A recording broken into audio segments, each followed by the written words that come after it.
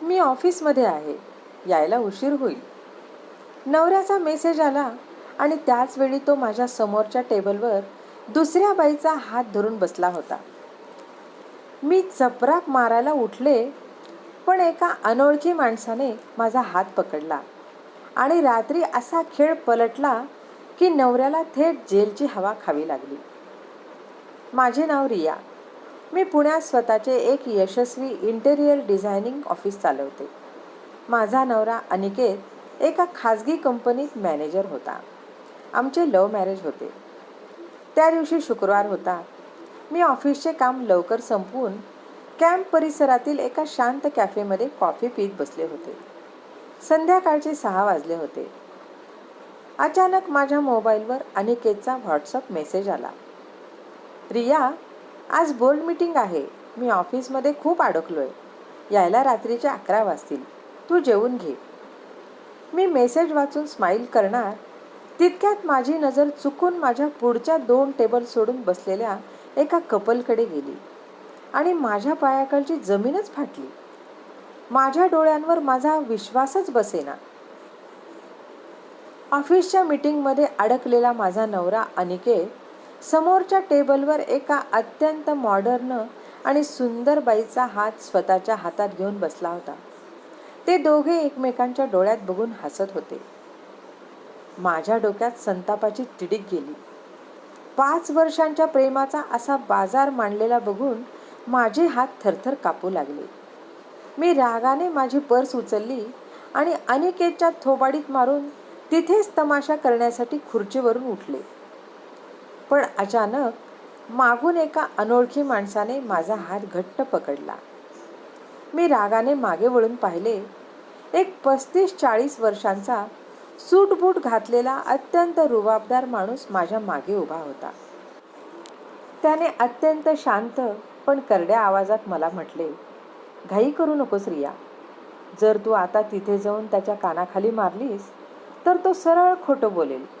म्हणेल ही माझी क्लायंट आहे. तो निष्ठून जाईल. मी आश्चर्याने विचारले, तुम्हाला माझं नाव कसं माहीत? आणि तुम्ही कोण आहात माझा हात पकडणारे? तो माणूस हसला आणि म्हणाला, माझं नाव विक्रम देसाई. मी एक वकील आहे. आणि अनिकेत ज्या बाईचा हात पकडून बसलाय ती माझी बायको काव्या आहे. गेल्या 1 महिन्यापासून मी त्यांच्यावर पाळत ठेवून आहे. विक्रमने खिशातून एक छोटा ब्लूटूथ इयरपीस काढला आणि माझ्या हातात देत म्हणाला, मी काव्याच्या पर्समध्ये एक सिक्रेट माईक लपवला आहे. हा इयरपीस कानात लाव आणि ऐक. तुझा प्रामाणिक नवरा फक्त तुला प्रेमात फसवतोय की तुझ्या पाठीमागे तुझी कबर खोदतोय? ते कानठळ्या बसवणारे सत्य आणि अनिकेतचा भयंकर कट. मी थरथरत्या हाताने तो इयरपीस कानात लावला आणि पलीकडून अनिकेतचा जो आवाज माझ्या कानावर पडला त्याने माझा श्वास अक्षरशः कोंडला गेला. अनिकेत काव्याला म्हणत होता, काव्या, फक्त 2 दिवस थांब. रियाच्या नावावर कोथरूडचा 3 कोटींचा फ्लॅट आणि तिचे ऑफिस आहे ना, त्याचे पॉवर ऑफ अटर्नीचे पेपर्स मी खोट्या सह्या करून तयार ठेवले आहेत. उद्या शनिवारी बँक उघडली की मी त्या प्रॉपर्टीवर 2 कोटींचे लोन घेणार आहे. पैसे अकाउंटला आले की आपण थेट दुबईला पळून जाऊ. रिया आयुष्यभर ते कर्ज फेडत रस्त्यावर भीक मागेल. हे ऐकून माझ्या काळजाचे 1000 तुकडे झाले. जो माणूस माझ्या कुशीत झोपायचा तो फक्त दुसऱ्या बाईच्या प्रेमात नव्हता, तर तो मला रस्त्यावर आणून माझी आर्थिक हत्या करण्याच्या तयारीत होता. मी रडणार तेवढ्यात विक्रमने मला सावरले. रिया, अश्रू पुस. आता रडायची नाही तर बुद्धिबळ खेळायची वेळ आहे. तू फक्त मी सांगतो तसं कर, विक्रम म्हणाला. आम्ही तिथेच बसून पुढच्या 3 तासात एक भयंकर मास्टर प्लॅन आखला. रात्री 11:30 वाजता अनिकेत घरी आला.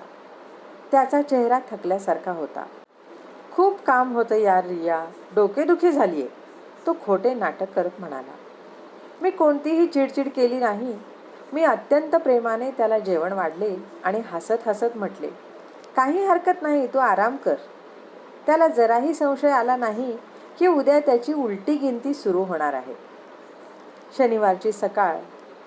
अनिकेत सकाळी 9 वाजताच मी एका महत्त्वाच्या मीटिंगला चाललोय असे सांगून घराबाहेर पडला. त्याच्या हातात ती फायलींची बॅग होती, ज्यात माझ्या खोट्या सह्यांचे पेपर्स होते. तो सोसायटीच्या पार्किंगमध्ये जाऊन स्वतःच्या गाडीत बसणार तितक्यात सोसायटीच्या गेटमधून 2 पोलिसांच्या गाड्या वेगात आत आल्या आणि त्यांनी अनिकेतच्या गाडीला चारही बाजूंनी घेरले. अनिकेतला काहीच समजले नाही.